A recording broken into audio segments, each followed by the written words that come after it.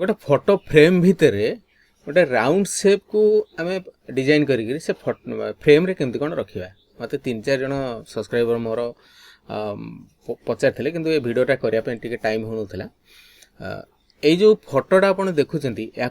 round shape रे काटिकी गोटे photo frame भितर पकेबा यहाँ केमती कौन डिजाइन करा बहुत सहज सिंपल वे में आपको कहीदेवी आप खाली गोटे राउंड शेप करी काटिकी आप प्रिंट आउट काढ़े एतिकला जिनस किसी कष्टर काम नहीं ये वीडियो क्लास जदि आप घरे बसिक शिखापी चाहूँगी आपणकर मन करूँ गोटे फोटो स्टूडियो अच्छी ये गिफ्ट आइटम आप रखुच्च कि गोटे सीएससी सेंटर भी जदि भी करी पासपोर्ट साइज फोटो तैयारी करवा हो कि अन्य डिजाइनर ये जदि किसी छोट छोट गिफ्ट आइटम सब रखुच्च तेज से आपको ये फोटो सब शिखापी पड़ो तेणु आप समय जदि होनी आपन पाखे तेज मुझे कोर्स गोटे दूसरी जो पेन ड्राइव जो वीडियो कोर्स दूसरी 64 GB पेन ड्राइव एथिरे आप घरे बसिक आपणकर टाइम अनुसार आप समय अनुसार निजे निजे शिखिपारे कंप्यूटर क्लास गुड़ाक निजे निजे करें तो ये फ्रेम केमती कौन करवा कभर पेज केमती कौन तैयारी विजिटिंग कार्ड केमती कौन तैयारी करवा जन्मदिन कार्ड गंगा कार्ड बा शोकवार्ता एगुरा सब केमती कौन करवा ये pen drive 64 GB pen drive एथिरे अच्छी आपको नेला Photoshop course page maker course एवं कोरेल कोर्स एथरे अच्छी एवं तार सब जाक सॉफ्टवेयर अच्छी एवं आकृति ओडिया टाइपिंग केमती कौन कर से विषय में वीडियो गुड़ाक अच्छे आउ गोटे जिन हो सब जाक एडिटेबल फॉर्मेट अच्छी एडिटेबल फॉर्मेट मैंने आपंकर बाहाघर कार्ड हो कि जन्मदिन कार्ड हो घर प्रतिष्ठा कार्ड हो व्रतघर कार्ड हो सबू जाक एडिटेबल फॉर्मेट अच्छी एथरे खाली खोलिक ना गाँ चेंज करेंगे डिजाइन सेम रही मो नंबर है 9040460604 या जब नापी चाहिए तेज मत कॉल करूँ आप पोस्टाल एड्रेस मत पठेबे पोस्टाल एड्रेस देवापर मुझे गोटे फोन पे गूगल पे नंबर देवी से पेमेंट करापर मुझे एगुरा सब स्पीड पोस्ट पठेबी मो नंबर है 9040460604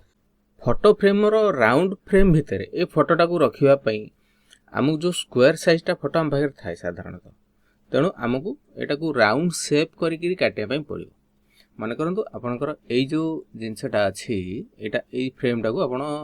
क्या गोटे गिफ्ट करेंगे कि गोटे कस्टमर कहते आपको ये गोटे करने तो या पछपटे आप फोटोटा लगे काटिकी लगेवाई यहाँ किसी बेसी कष्ट नुहे मुझे देखी दूसरी देखो गोटे फोटो एग्जाम्पल मुझे गोटे फोटो रखी सपोज यही फोटोटा को आम देवा कस्टमर ये फोटोटा देती आपको राउंड शेप रे काटिकी तार भीतर पकेबा तो प्रिंट निहाती करने पड़ो कलर प्रिंटर तेणु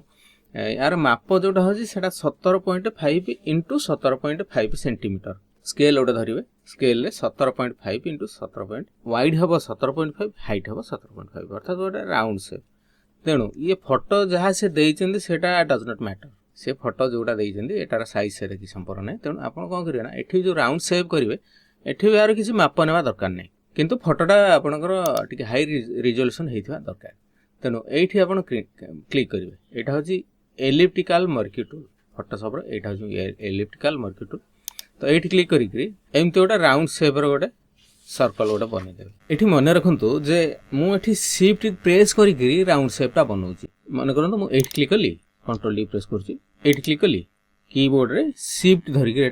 राउंड फिगर गोटे राउंड सर्कल गोटे तैयारी कली तो आपड़ जब हायर वर्सन यूज कर शिफ्ट धरिया दरकार नहीं जब लोअर वर्सन माने CS4 कि CS3 कि CS2 कि 7.0 जब यूज कर शिफ्ट धरने पड़ो कारण यहाँ पूरा राउंड शेप राउंड सर्कल आसो अच्छा मुझे कौन करूँ यहाँ गोटे बाँ पटू देवाई कीबोर्ड जो लेफ्ट आरो अच्छे से यूज करूँ यूज कर मेजरमेंट आणुची माने मझिया मझी ठीक सेंटर पोजिशन रही यहाँ सेंटर रहीगला तापर मुझे कौन करूँ कंट्रोल X मारदे कि कंट्रोल C मारदेले भी चलो तापर मुझे कौन करूँ कंट्रोल N मारुची कंट्रोल N बा गोटे नुआ फाइल करवा कि एठी जाइए आम ये गोटे नुआ फाइल कर क्लिक करी